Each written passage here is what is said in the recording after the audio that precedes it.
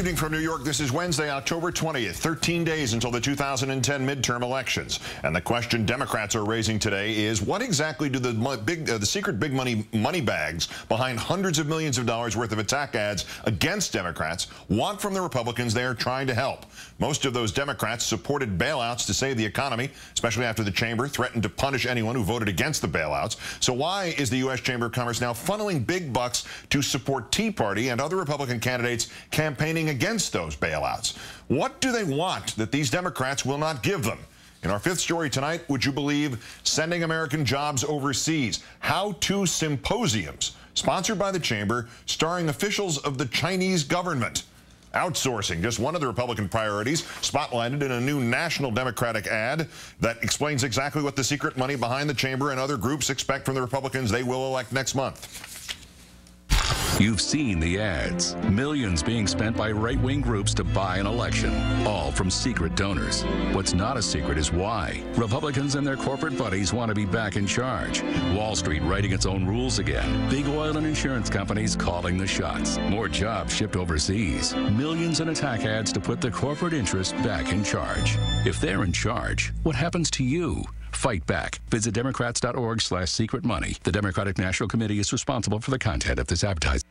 If there were any doubt that the Chamber supports outsourcing, along with Republicans who've consistently voted for outsourcing this year, new revelation from Think Progress should end those doubts, because at events like this 2008 gathering, the Chamber actively helps American companies outsource their jobs by bringing them together with Chinese officials and companies, American companies like B China B, which specialize in outsourcing.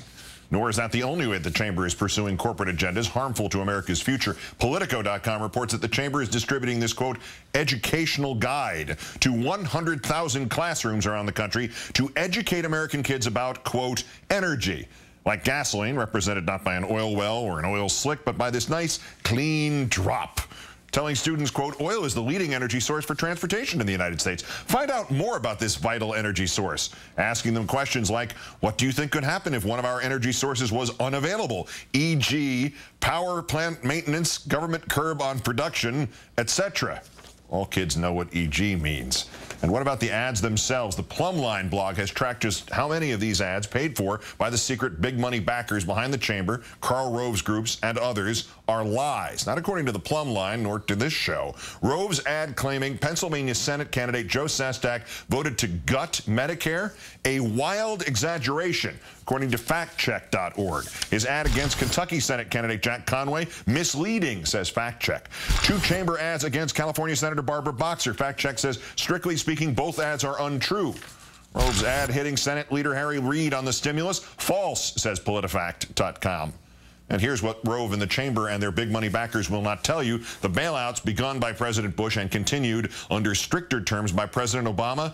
Bloomberg News today reporting that the money the government put into TARP, the Troubled Asset Relief Program, was actually a good investment. How good? It has made taxpayers $25 billion. That is an 8.2% return, better than treasuries, high-yield savings accounts, or money market funds.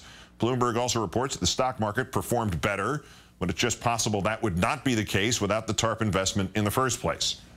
Democrats are not hitting back only on TV. One of them even took it right to the Chamber's doorstep. House Energy and Commerce Chairman Henry Waxman yesterday in a speech at Chamber headquarters in Washington, calling them out for their secrecy. At a summit on U.S.-Israeli relations, the only example they would offer the world, quote, without proper transparency and disclosure, it is hard for the Chamber to be a role model for corporate citizenship in America and around the world. The unanswered question, of course, is whether voters care. And by unanswered, I mean answered clearly and with little room for error. From the new NBC Wall Street Journal poll, do the ads from outside groups make a positive or negative contribution to the election? Positive? 11%. Negative? 55%. Are Americans concerned that these groups have their own agenda? 24% are not. 74% are. Are Americans concerned that the groups do not disclose who's paying for their ads? 26% are not. 72% are. And which party is serving the agenda of the big businesses behind these ads? The poll asked whether each party is more concerned about large corporations or average Americans. 41% said Democrats care about large corporations. 45% said average Americans. 68% said Republicans care about large corporations. 22% said average Americans. All things considered, perhaps no surprise then that while Republicans still enjoy hefty leads in generic national polls and in polls gauging which party is more fired up to vote next month, in specific and individual races, some Democrats, notably some Democrats targeted by Rove and the Chamber and the others, are beginning to show signs of life in the recent polls. Mr. Sestak of Pennsylvania, all but written off in some quarters, showing up ahead in a couple of new polls, leading Republican rival Pat Toomey by as much as 3 points in one of them.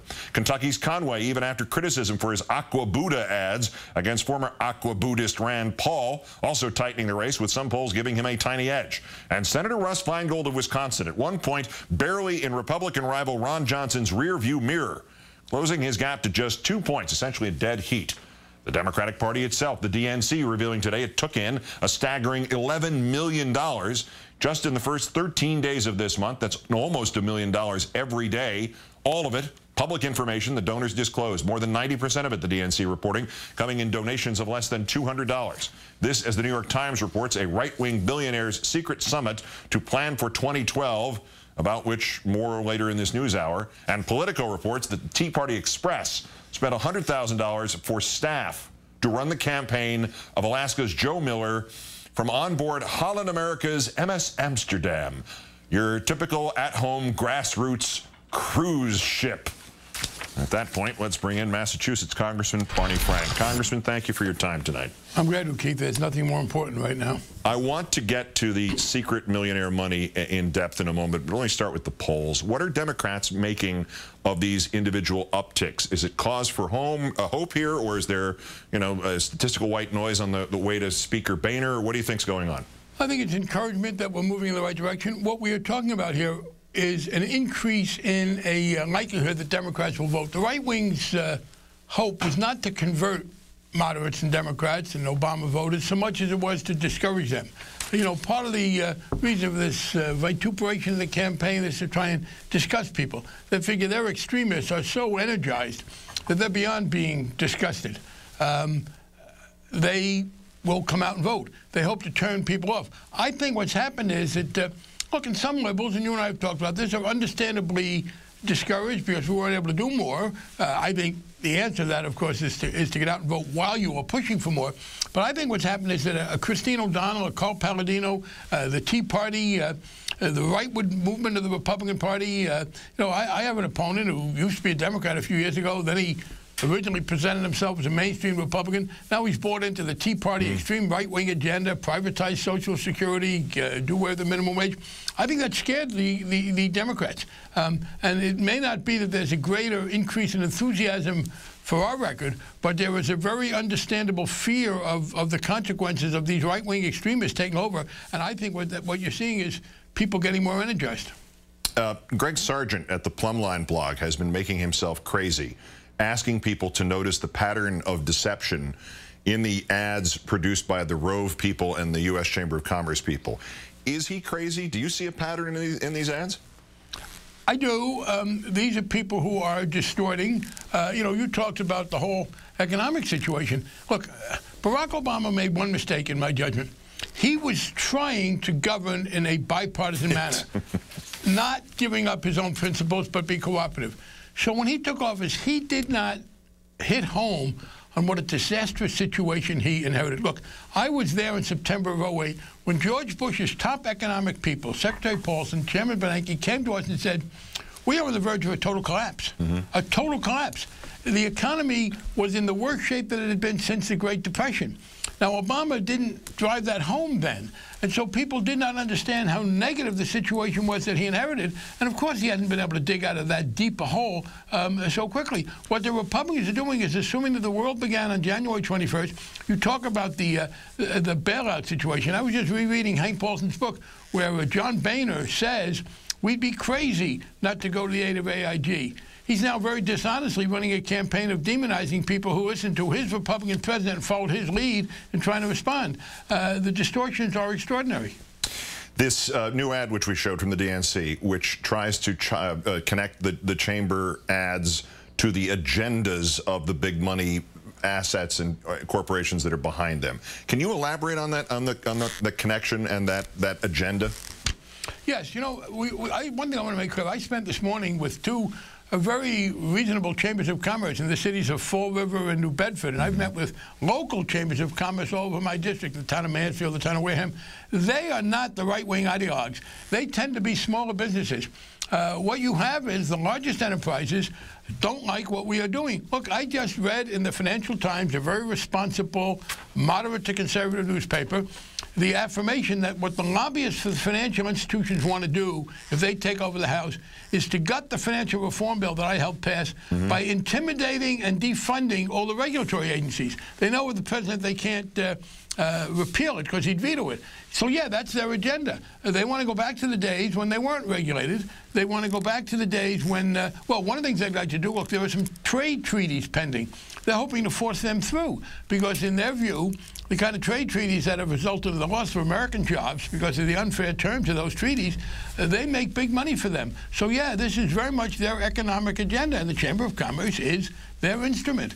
What they are doing is, and of course, what we should be clear is, this is enabled by the very radical activist 5-member majority of the conservative Supreme Court that struck down more laws regulating campaign contributions. Thanks to this conservative Supreme Court, the United States is the only democracy in the world where there is virtually no effective regulation of money. And that means that the big money and the big interest behind the big money, they're threatening our democracy. Briefly, our view, we have two systems. We have a capitalist system where money counts, as it should in a capitalist system.